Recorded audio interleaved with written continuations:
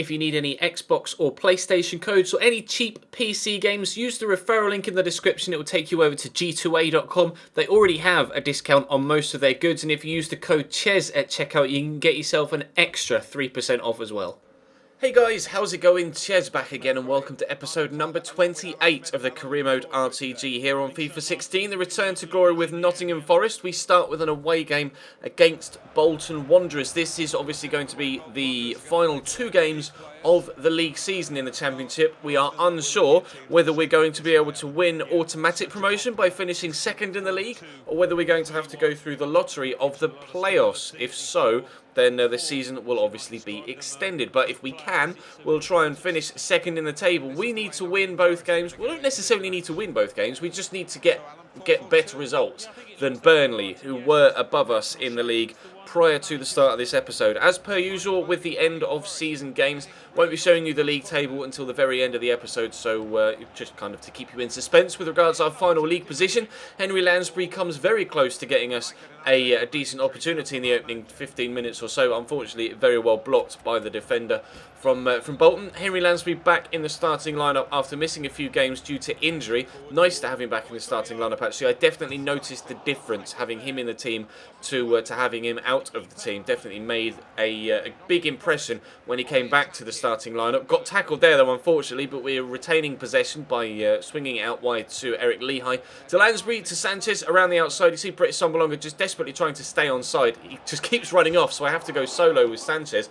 Brilliant strike off his left foot, and so very unlucky not to give us a 1-0 lead with the shot coming back off the inside the post. We're still not done for the first half, though, continuing to come forward and continuing to use Renato Sanchez as well. He then helps it on its way out wide to Nelson Oliveira, but a great block by Casado.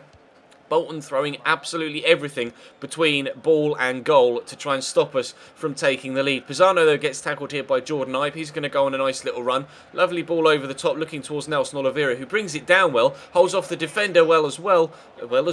Too many wells. But unfortunately, Ben Amos is easily able to claim the ball and clutch it up to his chest. Simple save, actually. Disappointed with the finish from Nelson Oliveira. Maybe a little bit rusty. He too is back from injury in today's episode as well, so maybe not quite back to full form just yet. Unfortunately, though, at the other end, with Bolton's first chance of the game, they take the lead 15 minutes from time. Zach Clough wins the header at the back post. Despite being 5% favourite to win that header, I don't know how Jack Hobbs has been able to mistime that header so poorly and get himself underneath it and not clear it. It's just dropped behind him to Zach Clough. Keeper can't react in time. Bolton 1, Nottingham Forest 0.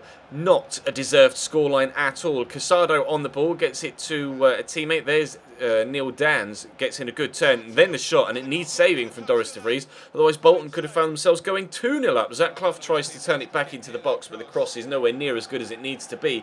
But we lose. We lose away from home at the Reebok Stadium in a game that we absolutely dominated. So not only is this game important because it's the last game of the season and we need 3 points, it's also against Derby County, which is one of the biggest and oldest rivalries in English football. Nottingham Forest versus Derby. We did beat them in the previous game that we played against them in the league away from home. Not only is it big for the fact that it's Derby and we need 3 points. But again, we are trying to replicate Brian Clough. And what did Brian Clough do? Managed both Derby County and Nottingham Forest. So that just intensifies the rivalry even more. They got Andy Weimann out wide on the left-hand side, formerly of Aston Villa. Darren Bent up top and Tom Ince out wide. They're playing a 4-3-3. So Darren Bent not as fast as he used to be, but they do have pace out wide with Andy Weimann and Tom Ince. So they'll be dangerous, but we start off on the front foot, hoping to basically play exactly the same way as we did against Bolton. But this time,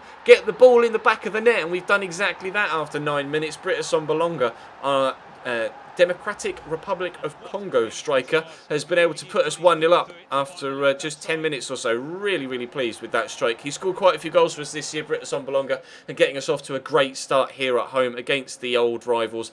and will hope to continue that in the remainder of the game. However, Derby in possession here, as you can see. Johnson into as cheaper. I probably butchered that name. I apologise. Darren Bent having the final shot, and it's well blocked by the defender and forced wide.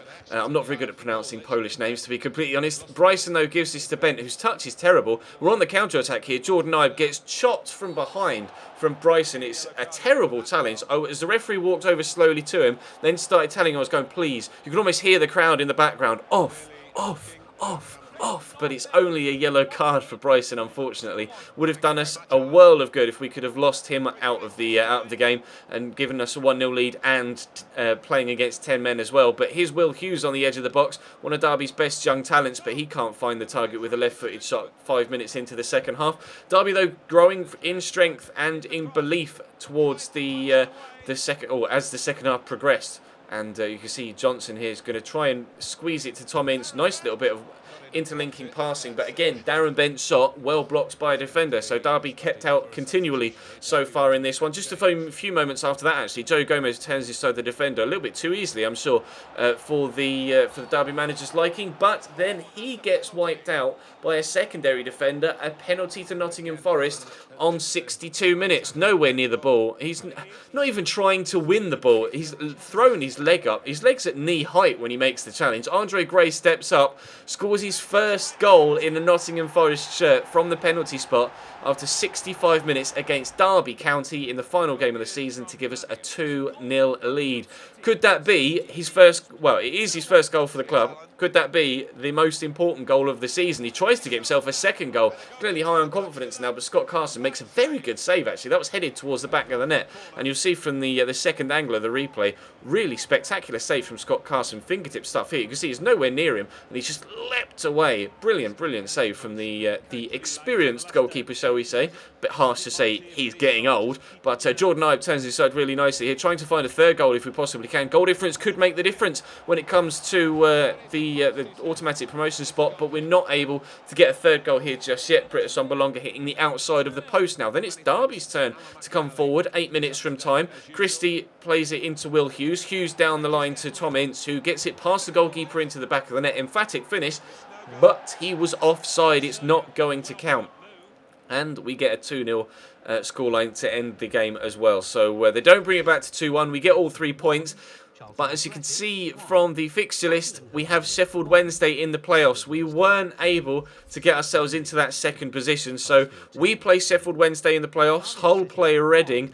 And unfortunately, that is going to be where the league season finishes. So the next episode will be the playoff special. We'll play the 2 legs in the playoff semis, and hopefully we can get through. We ended up 3 points behind Burnley, and to be fair, even if we'd beaten Bolton, goal difference, we would have needed a 5-0 minimum victory against Bolton to ensure that we beat Burnley. So we probably would have, to be fair, it might have been even more disappointing to finish level on points with Burnley and miss out on automatic promotion on just goal difference. So in the playoffs we are, and we'll play Sheffield Wednesday in the next episode. Hull will play Reading, and we'll see if we can get through to the playoff final at Wembley. But that's going to be all for now. Thank you very much for watching. Drop the video a like if you enjoy, of course, and subscribe if you haven't already. There will be a big important update video later on this afternoon. This will actually be going up in the afternoon slot on Wednesday. There'll be an immensely important video later on this afternoon, and then the playoff episode